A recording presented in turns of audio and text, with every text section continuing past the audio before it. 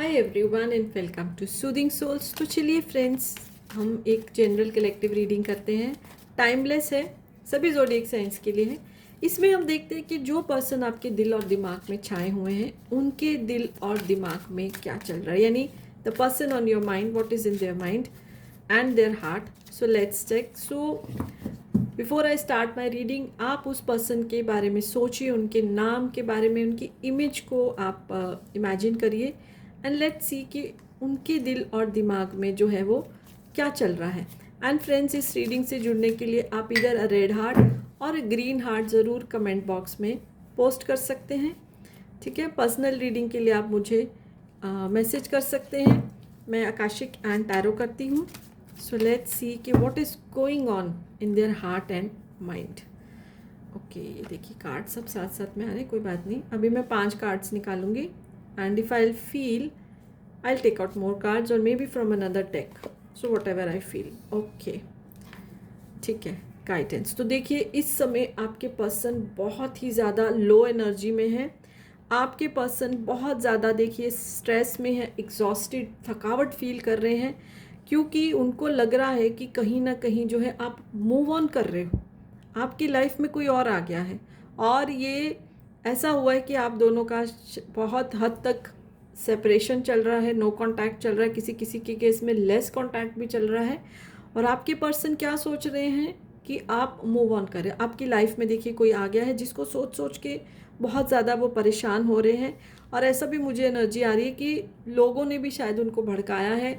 आप अगर किसी से कैजुअली बात कर रहे हैं या किसी के साथ काम कर रहे हो तो किसी ने उनको गलत इन्फॉर्मेशन दे दी और ये चीज़ उनके मन में बैठ गई है। इस चीज़ को ले लेके वो मन ही मन घुलते जा रहे हैं, स्ट्रेस में आ गए हैं। ऐसा नहीं कि आपसे बात करके क्लियर करें, कभी कभी होता है ना, हम नहीं सामने वाले को बोलते और अपने ही एक कुछ खिचड़ी पका लेते हैं। तो that this is happening with them. ऐसे उनको लगता है कि आपके साथ उनका पास्ट लाइफ का एक रिलेशनशिप है, बहुत कनेक्टेड फील करते हैं और इनको समझ नहीं आ रहा कि आप क्यों उनसे दूर हो गए हैं।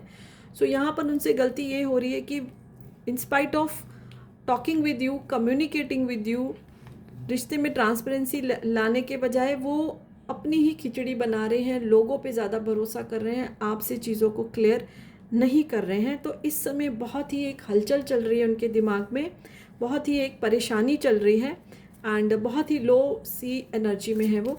इसी डेक से मैं 3 कार्ड्स और निकालती हूँ और देखती हूँ कि फ्यूचर में क्या हो सकता है। This will complete the reading.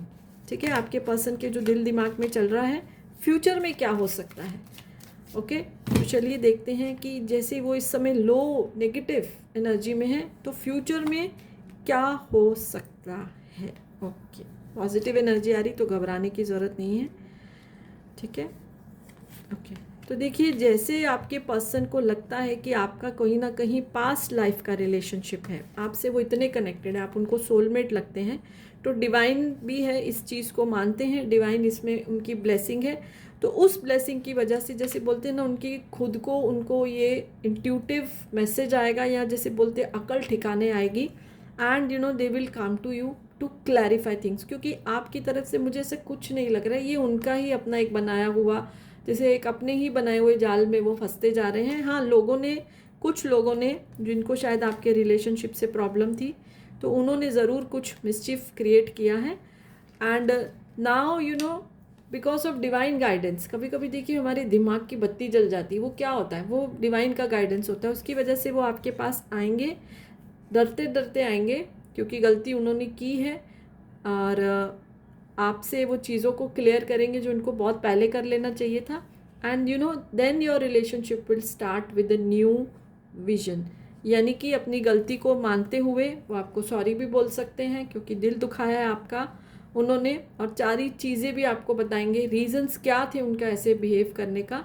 And then you know एक नया, जैसे बोलते हैं ना, नई सुबह होगी इस रिश्ते की विद न्यू विजन।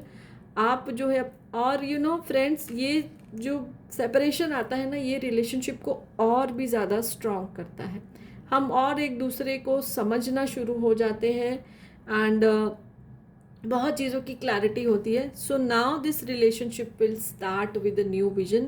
तो चाहे अभी तकलीफ़ आई है या तकलीफ़ सही है, आप दोनों ने घबराने की ज़रूरत नहीं। और अगर मैं टाइम फ्रेम देखूं तो जब भी ये रीडिंग आपके सामने आए, because this is a timeless reading, उसके 2 से 3 हफ्तों के बीच में, ओके, 15 to 21 डेज के बीच में आपकी जो ये प्रॉब्लम है, जो आपके पार्टनर आपसे वियर्ड बिहेव कर रहे हैं और अपने मन में कुछ भी सोच रहे हैं, वो सब चीज़ें आपकी क्लियर हो जाएंगी। तो घबराने की फ़िक्र करने की ज़रूरत नहीं है। Everything will be okay, everything will be better and good in future.